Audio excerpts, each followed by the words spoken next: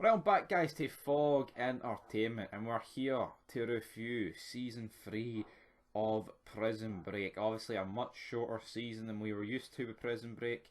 Obviously, 5 was shorter than this, but that's kind of because, oh, we brought it back, but we don't have a fucking Scooby snack. What we're doing, brother. I mean, 5 wasn't that. I prefer 5 to 3, but I think there's just so much 3 could have done, should have done, but didn't do, and that really affected it. But in my opinion, what really affected season 3 is the fact it introduced a shit ton of characters, and a lot of them were pish. Aye, so you start with Luchero. I mean, his real name's Norman. That just warrants a hard drive check in itself. Next up, you've got Sammy. He's supposed to be this undefeatable guy. He's about 5'6". I'd defeat him with an F5, and he'd just disintegrate into 1,000 fucking Maltesers. So he's just pish. Then you've got like the likes of Whistler, he's as fucking bland as they come. You know, he's just not that good. That's being the truth. I mean, the wee kid, Luis, whatever he's called, he's literally like tweener, but like a stripped to the bone tweener. You know, well, like nothing. Well, not nothing about him, but tweener. There was just so much more there. You know, the quote wrestling. He got the rub off Star Power. You know, he was like, you know, he was with Teabag, he was with Bellic, he was with Abruzzi, he was with fucking Michael, Lincoln, Ceno, Sucre. So I can kind of like forgive this Luis kid for that, because all he was really with was doing like job or tasks for Michael. But aye, and then we get like introduction of Gretchen, Sophia, and a few other jobbers that realistically nobody gives a rat's ass about. But you know what, we'll talk about it.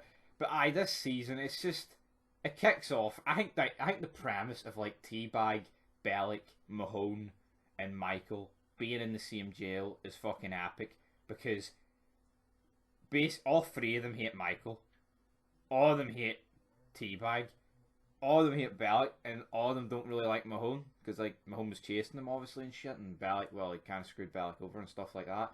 So all of them have got like their own personal vendettas against each other. But it's like everyone else in the prison fucking sucks. Like, could you imagine if Mahone, Bellic, and Teabag weren't in it, and it was just Michael? And I think that's what this has over season 5. Like, the prison in season 5 absolutely fucking sucks. You know, it's literally just Michael. But like I said, when I was actually reviewing this show, but then my whole channel got deleted, so I'm over here on Fog Entertainment. What helped season 5 is the fact, like, say you've watched Prison Break back in 2009, or you know, even finished it a couple of years before season 5 came out. It's like nostalgia. When I watched it, it was just back to back, you know. But see if you were like, fuck, you'd waited 8 years for season 5 to come out. I think you're always going to put season 5 a bit higher up for that reason alone, you know. But aye, back to season 3. Right, they're leveraging LJ and Sarah in order to Michael to break this Whistler guy out. But they kill Sarah, but turns out they didn't actually kill Sarah. Lincoln just thought it was Sarah. He's like, if you're asking if I held her head up, Michael, I didn't. I didn't do it, Marl.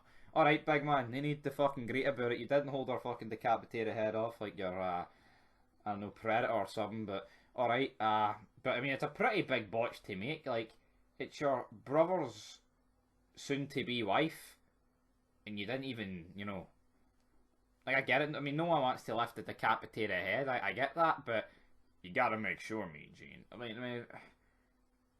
Would it change much if he did lift the head and realised it wasn't her? Like, what would actually have happened? I don't really know. But yeah, meanwhile, in Sona, Michael's like on the bad books, Luchero and Sammy, they hate him. Bellic is walking about in this tighty Walter Whiteys, man. Absolutely. I mean, this is fucking brilliant, to be honest.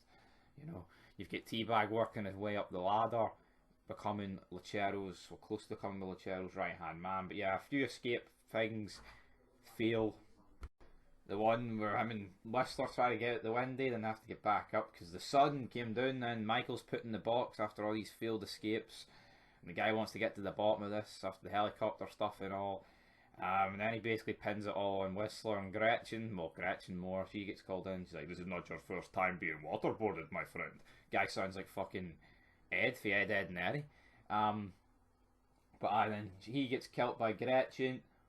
And then like we get like Mahone in the courtroom, which is pretty funny because he's just drugged out his tits and he's fucking well, he's not really drugged out his tits. He's suffering for like drug relapse, and he's all over the place, which was pretty fucking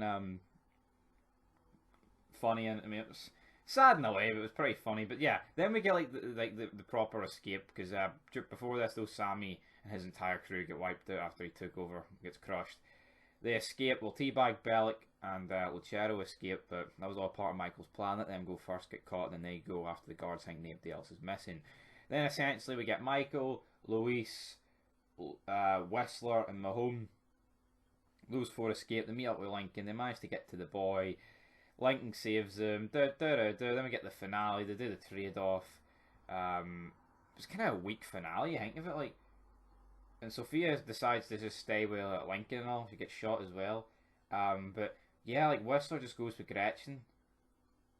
And that's it, like. I mean, and then Michael's like, I'm gonna go after. And then also, right, another thing that annoyed me this season was Sucre. What the fuck is Sucre doing in the impact zone? 1 minute, I'm going to help you, Link. Oh, I gotta get back to Chicago. I gotta provide for Monte Cruz. Oh, I can't help you, Link. Oh, I'll help you, Link. Michael, your family.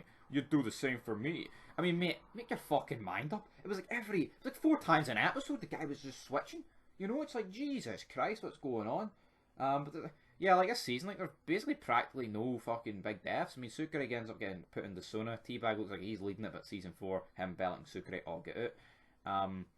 But guys, the season's not that good. Like, the drop-off for the first 2 is fucking insane. Now, I get it. They couldn't get Sarah back. They had to write a shortened season. Due to, like, the writers thing. But then again, I have fucking no idea how you could have dragged this season out for 22 episodes. Or, like, 20 or 18 or whatever amount you want it. Because to me, 13 even seemed a bit much. You know? But that's the bottom line, guys. Anyway, I mean, it's still a decent season, but for the standards that the first 2 seasons hit, it's nowhere near them, I'm afraid, and that's why I'm giving this a 6 out of 10.